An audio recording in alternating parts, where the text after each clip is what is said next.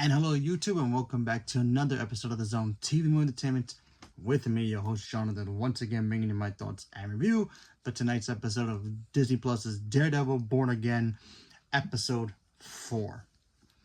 So, we all know from last week's episode that, and by the way, some spoilers here. Last week's episode, we find out that Matt gets White Tiger, out of going to jail for murder because of the cops, and they found him not guilty. He ends up being a free man, puts on the costume again, and then he gets executed by a figure who walks out, and then we just see the Punisher logo. Not sure if it's going to be Frank Castle or somebody else, or just vigilantes doing it themselves, but just using the Punisher logo because they want to punish people that, may or may not get scot-off-free from what they, whatever justice they think that they did wrong. So there's that.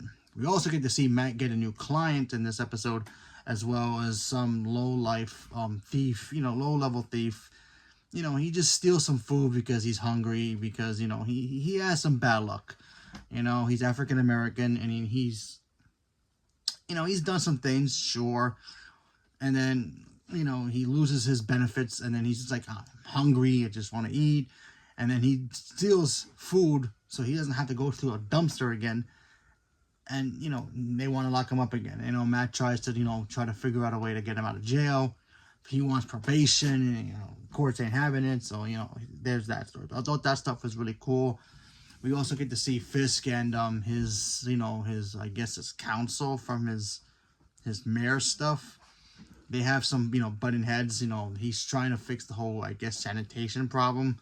And what his biggest fan guy that works with him, kind of goofs off in it. And, he gets the public figure it out what's going on.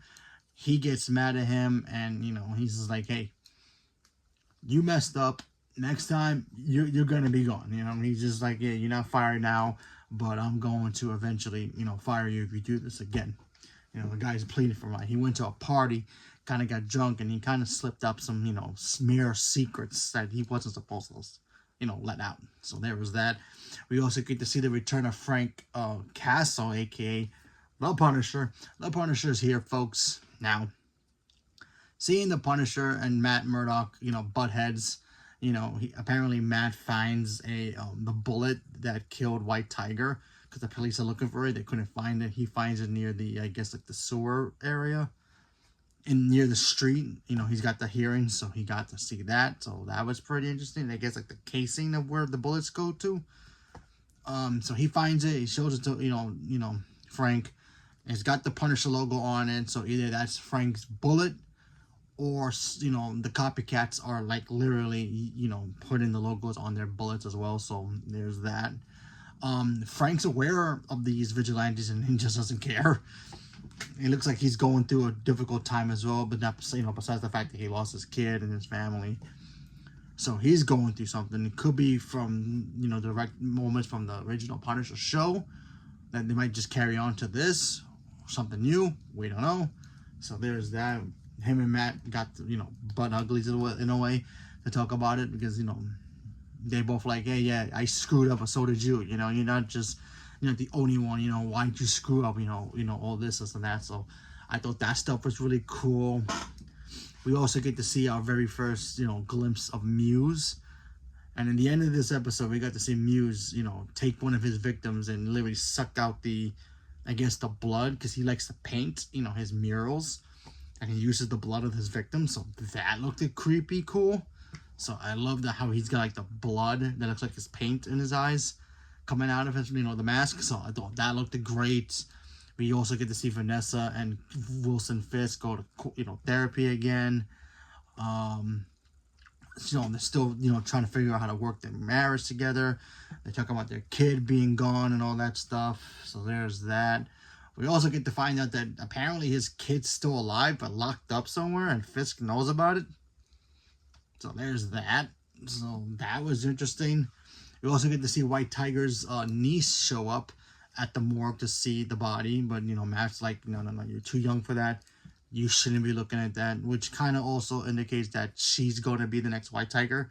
because in the comics there's also a female version, so it could be his niece, or they maybe just change it up for that, so maybe she'll join the Young Avengers, if they ever do that one day, so that's cool.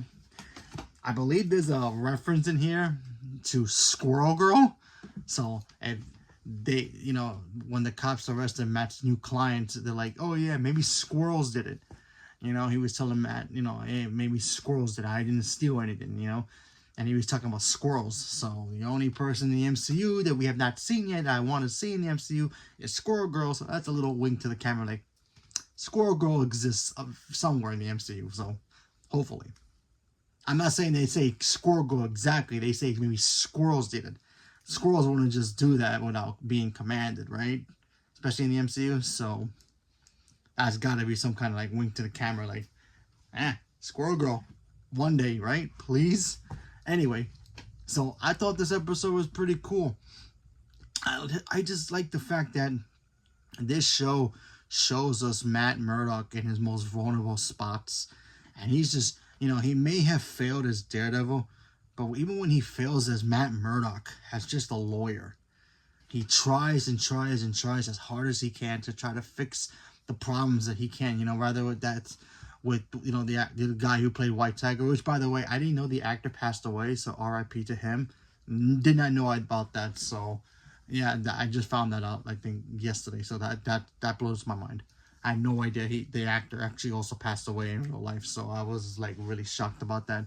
Anyway, so Matt's just trying to figure out how to, he can't be Daredevil and fix the problems anymore, because he promised he won't do that anymore. But, he's kind of struggling and kind of balance his whole thing of just being Matt Murdock, the lawyer, and trying to save the world in a way without putting on the mask. We also get to see him do his training again, so that was pretty cool. Just, just in a little practice, of him trying to do his thing. He has the bow staff, and he's just trying to, he's got, like, I guess, like, the chain that hangs, and he's got the hook. So he's trying to just whip it around him and, practice with this. So I thought that was a great shot. Him on the roof doing that.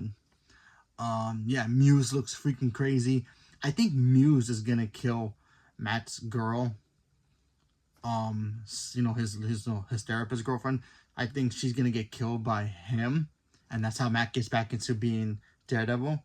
Maybe by Vanessa's orders or Fisk's orders, or just, he gets pissed off at Matt, on the street or something. That's not Muse, but maybe he gets pissed off by Matt Murdock and he just wants to piss him off and kill his, anybody close to him. Who knows? Or maybe he just targets her as a random victim. Who knows? But I feel like his girlfriend is gonna die in this show, but by how, by who, we have no idea.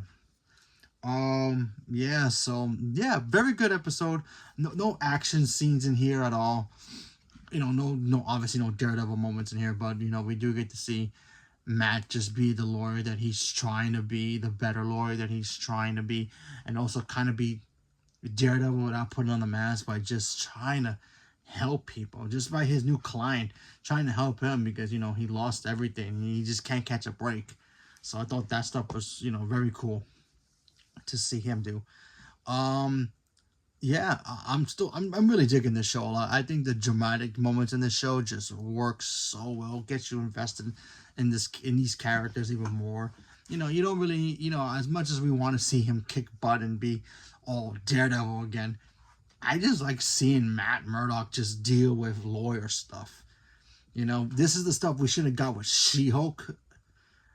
Just see Jennifer Walters, fight crime by just taking in, doing the law style, not just being She-Hulk, and we never got that. So now they're making it up with Daredevil. Sounds great, and it just continues to get better as it goes along.